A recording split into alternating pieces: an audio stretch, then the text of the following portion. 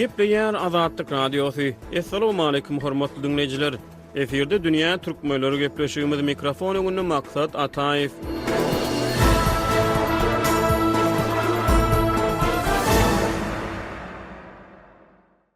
Dünýä türkmenleri programmamyzyň nowatdaky sany türkmen diliniň käbir häzirki zaman meseleleri, şol sany daşary ýurt dillerinden alynýan alınma sözleriň millileşdirilmegi, olary ýerli öwüşgüniň çaýylmagy ýaly temalar boýunça Pragada ýaşaýan türkmen dilçisi, ýazyjy we synçy Hudaýberdi Haly bilen geçiren söhbetdeşigimiziň ikinji bölegini dinleyijilerimizin dikkatini ýetirýäris. Ýa-da bu tema biziň gepleşigimizde goňşy Özbegistanyň Ilymlar Akademiýasyna bolup geçen bir täzirikden soňra gozgoldy. Bu akademiýanyň Özbek dili edebiýaty we halk döredijiligi institutunyň alymlary ýaňy ýakyna daşary ýurt dillerinden alynan alynma sözleri olaryň milli ekwivalentleri bilen çalışmak boýunça teklip hödürledi. Şu habardan uğralyp geçen hepde girişen söhbetdeşigimizde türkmen dilçisi Hudaýberdi Haly şeýle tagallalaryň 14 ýyl bäri Türkmenistanda hem alınıp barylýanyny ýönekä halatlarda bir daşary ýurt dilinden alynan alynma sözüň beýleki bir daşary ýurt diline söz bilen çalşyrylýanyny gurrun berdi. Ýazyjy şeýle finançyklaryň käşowly käşowsuz alynıp barylýanyny gurrun berdi. Käbir sözler hakykatdan jüpüne düşýär, beýleki sözler kän bir halkyň diline siňip barmaýar. Meselem türkmen dilçileriniň arasyna garaşdyrylan ýerki ýyllaryny türkmen diline girdilmegi teklip edilen sözleriň hatyryna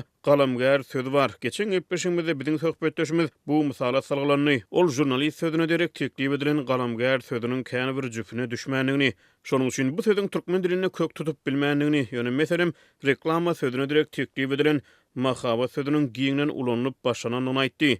Synçylar garaşdyrlyk ýyllaryna Türkmenistany diňe bir diliň näleýsem, türkmen diliniň üstü bilen halkyň aňynyň dünýä garaýşynyň, onuň göz ýetiminiň sözüň dogry manysyna millileşdirilmege synançyk edilendigini aýdýarlar. Şeýle synançyklar öz ýany bilen käbir täze düşünjeleri we täze adylgylary hem getirdi. Dilçiler şeýle synançyklara meselem ruhy bilen sözüni mysal berýärler. Ruhy bilen sözü türkmen diliniň öňünden bäri çap edilip gelinýän düşündirişli sözlüklerini keýfi götürilen, keýpi hon, ruhu götürülen adam hökmüne düşündirildi. Ýöne Türkmenistany ruh bilen söz milli ideologiýanyň batdynan döwürlerine täze manilara, täze öwüşgünlere çaýyldy. Türkmen halky köpçüliklerin ruhy bilentligi çağıryldy. Ruhuňyz tuğdyň berentde bolsun sözi, janyňyz sag bolsun ýa-da işiňiz rowaj bolsun ýaly halk diline özara gepleşikde ulanylýan alkyş dilekleriň hatyryna girmäge synançyk etdi.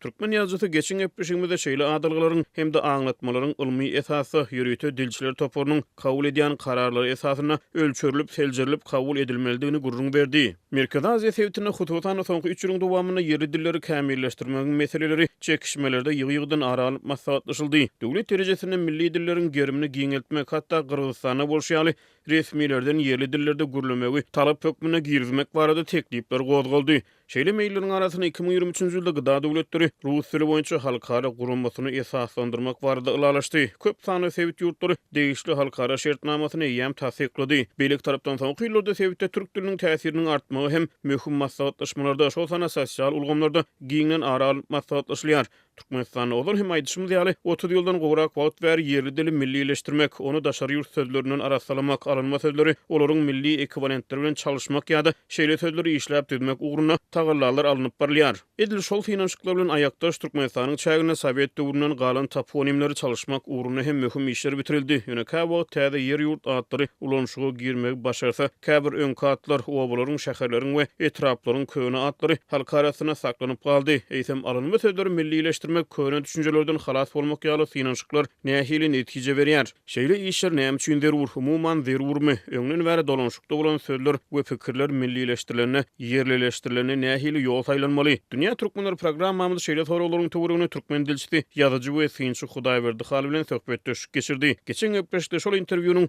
birinji bölegini siziň dikkatiňize ýetirdik. Gelin häzir şol gurruňy galan ýerinden dowam etdireli.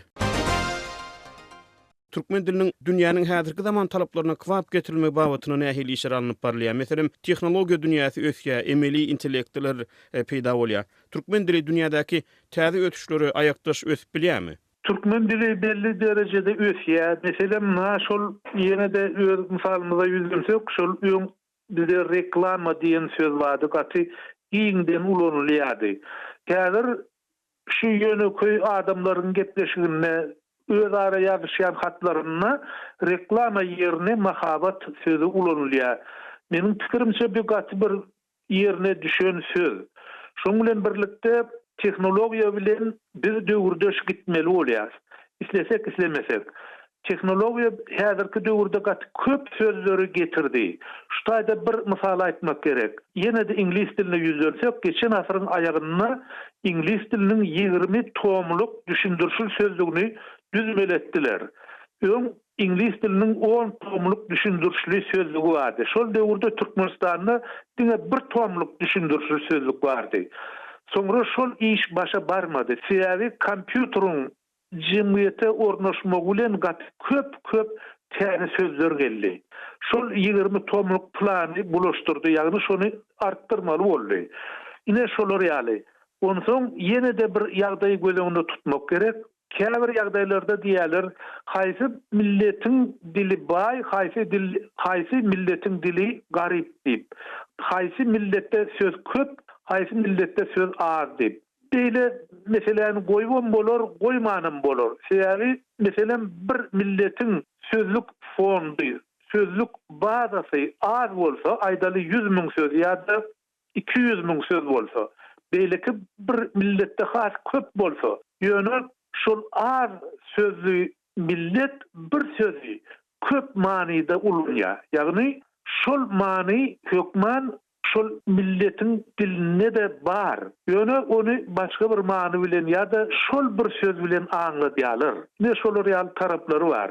Şu bilen birlikde ýeri elen aýtsam, şu teknologiýadan dilçileriň bu peýdalanmagy gerek. Şu meselede Türkmenistan gaty ýa galýa. Şol bir sözü gözleýän ýa-da bir düşünjäni gözleýän şonu kompýuterden tapyp bolanok. Beýleki milletlerde ol bar. Şonu görkezýärler, şoň suraty bar, ähli düşünjeleri bar, hem şonuň görnüşleri bar. Ine şeýde, heme biz teknologiýa bilen diň ösmeli, hem teknologiýanyň berýän mümkinçiliklerinden peýdalanmaly. Şol täze tehnologiýalar, sosial ulgamlar kämil türkmen diliniň ýaýradylmagyna, öwredilmegine nähil täsir etipler? Ýani sizden belä geçdiňiz dil biliminiň muşdoklary, ýagny türkmen dilini söýýän çeper höwesçiler bu söýgüni başgalara geçirmekde sosial ulgamlar arkaly nähil işler bitiriplerler. Meselem ýakynda bir Instagramda bir sahypa gördüm, bir ýaşyt türkmen diline öň bar bolan sözleri, könönşen sözleri häzirki wagtda olaryň türkmençe baraw, ýani ekwivalentlerini, daşary ýurt diline ulanýan ekwivalentlerini derek, ýani köne türkmen diline şol aňlatmany, şol sözü çıkarıp öz izleyijileri bilen, öz muşdoklary bilen, ýani öz sahypasyny izleýän adamlar bilen paýlaşýar. Näde peýdalanýar sosial ulgamlardan şu meselede? Şu meselede bize sosial ulgamlar ägir uly peýda edip biler. Sebäbi bizde bir näçe edilen işler bar. Şol işleriň köpüsi türkmen diliniň düşündürşli sözlügine girdilmändir. Sebäbi türkmen diliniň düşündürşli sözlügi 2 tomdan ibaret, soňky çıkan neşir, ol 2 kitapdan ibaret, ol ören oňa sözlük ýöne dolu däl. Men bilişimçe meselem Murat Penjiýew diýip bir alim, filologiýa ilmlerining doktory, o hojal kim daýhançylyga degişli sözleri barlapdy, şol ugrdan bu iş etdi hem ýörüýte sözlük çap etdirdi. Şoň bilen birlikde men tanýan alimleriň biri Sono Muradowanyň halyçylyk hem el işler hünäriniň sözlügi diýip bir sözlük kitaby bardy. Ören bu kitap kymmatly kitap.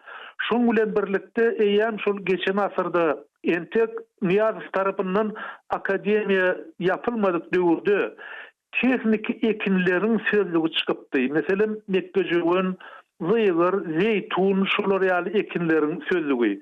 Soňra geografik atlaryň näme üçin ileri diýilýär, näme üçin gaýra diýilýär, näme üçin aşak ýokary diýilýär.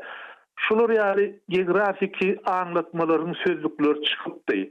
Şol sözlükleri häzir adamlar tapyp bilmeýärler. Olar diňe kitapxanalarda gally, özüm fanlyca nusxada bolmaly, olar tapmak gaty kyn. Şol sözlükler kompýutere goýulsa, ören oňat bolar. Olu bilen şol sözlükler esasyna türkmen diliniň täzeden düşündürşli sözlügi taýýarlansa, bir näçe tomdan ibaret. Ol has oňat bolar. Ýöne iň eliterli zat ol kompýuter, ol sosial ulgamlar. şol ýerde oýmaly. Hem şonuň manysyny düşündirmeli. Indi men şu ýerde bir mysal açjak bolýan. Şu geçen asyryň başynda belli bir wagtda işleri galanymda men türkmen dilini öwretmeli boldum. Şonu türkmen diline gireýän ýerinde obol bilen türkmen başı sözünden geçmeli bolýan. Türkmen başı näme? Onuň türkmen başam baş, şonuň başı ýollaşdy diýip düşündirýän. Onuň kelle näme? Kelle de baş. Da men kellem ağırdı ya kellem bam diýerler. Eýsem türkmen kelle diýip bolýarmy? Baş sözüne derek kellem ulunup bolýarmy? Ýok, ulunup bolanok. Näme üçin? Sebäbi baş adamyň başyny anladýa, kelle bize pars dilinden giripdir. Ol haýwanyň kellesini anladýa. Meselem eşegiň kellesi, goýunyň kellesi. Eger de sosial ulgamda baş sözü şu manylarda gelýär, ýöne onuň sinonimi kelle sözem bar, ýöne kelle sözü bize pars dilinden giripdir. Hem ol atyrsatyl manyda bir hili ýaňsyly manyda gelýär, kemsedici manyda gelýär. Diýip şol manylar düşündirilse ähli okuyucular üçin düşünükli bolardy. Ýaşlara ine şol düşündiriş gerek. Şol Instagram tagypatyny diýil, şolar ýalyk işler alınıp barýan ekran daýrdagy. Mitbuga serişdeleri dilin kämilleşmegine näil goşant goşýar. Çap edilen kitaplar, sözlükler buğurda nähil wezipleri berjaý edýär. Sözlükler gynansa mene göremok, elbetde bana gelip ýetýän däldir. Ýöne mesela maýdaly möhüm sözlük ortografik sözlük. Türkmen diliniň ortografik sözlügi eger ýalňyşmasam 1987-nji ýylda çykypdy, soňky gerek. Şondan bäri çykan ogul kitap, ine şolar ýaly möhüm sözlükler ýeterlikli däl. Ýok. Onsoň ýene de şol internet meselesine gelsek, onu meselem äger Türkmenistanyň çäginden daşarda ýaşaýanlarym köp. Ine şolary gollanma bolýar. Şonuň bilen birlikde bizde etimologik sözlükler gerek. Etimolog, ýagny manyny anladýan. Ol sözlügüm Sultan Şah Atanyazov tarapyndan işlenildi. Soňky döwürde ýene de bizim alymyz, bizim ýaşulymyz Yusuf Azmun tarapyndan söz kökleri barada köp işler edildi. Bu arada onuň aýratyn kitabı çap boldy. Ine şeýle çeşmeler var. Ine şolar ýaş nesile sözüň manysyny, şonuň köküni, şonuň anladýan manylaryny, ýagny bir söz birinji manyda gelýär, şol bir söz ikinji manyda şeýle gelýär, üçünji manyda da şeýle gelýär diýen görnüşleri var. Ine şolary anlatmaly. Meselem yaman sözüni alyp görelim. Yaman sözü yaman erwet manyda gelýär. Şoň bilen birlikde sade gepleşikde yaman gowy diýenem söz var. Yaman gowy eken, yaman süýçe eken, şolar ýaly. Eýsem näde ol yaman gowy bolup bilýär. Şu yerde yaman sözü bir sıfat manyda gelýär. Onu ol erwetligi anladýar. İkinciden hal manyda gelýär. Hal manyda gelende şol gelýän sözüni güýçlendirýär. Ýagny yaman gowy diýeninde şonuň halynyň gowudygyny görkezýär. Şol bir söz hem sıfat hem hal manyda gelýär. Ine şol düşündirişleri, şol iňçe taraplary şu sosial ulgamlarda düşündirmek gerek. Ýöne şu ýerde bir möhüm zat aýtmak gerek. Şonu kimdir biri etmeli. Sen gowy mysal aýdýan, gowy çeşmeýäniň bardygyny, gowy meýliň bardygyny aýdýan. Ol elbetde meýil bilen, bir höwes bilen edilýän iş. Men ol adamlara uly sarpy goýan, hormat goýan. Şoň bilen birlikde ýazyrky döwürde kompýuterde klassik edebiýatyň en şeme nusgalary var, Magtumulynyň goşgulary, Mollanyň Epesiň Keminäniň goşgulary var. Şonu ören oňa dedip goýup durlar. Şonu bir insaply bende, bir öz milletini, halkyny, medeniýetini söýýän adam öz wagtyny, güýçini sarp edip şonu kompýuterde goýupdyr. Ýöne meniň diýen zatlarym şeýle iňçe hem owluk zatlary onu kimdir biri etmeli. Onu ýörüýte biri etmeli, biri şonuň üstünde oturmaly. Ine şol adam begirim Türkmenistanyna ýok. Şol hyzmaty kompýutere girler ýaly ýörüýte gulluk bolmaly. Onu biri etmeli. Ähli zady milletiň derejede ýerine ýetirmek kyn. ýa-da ýeterlik bolmaýar.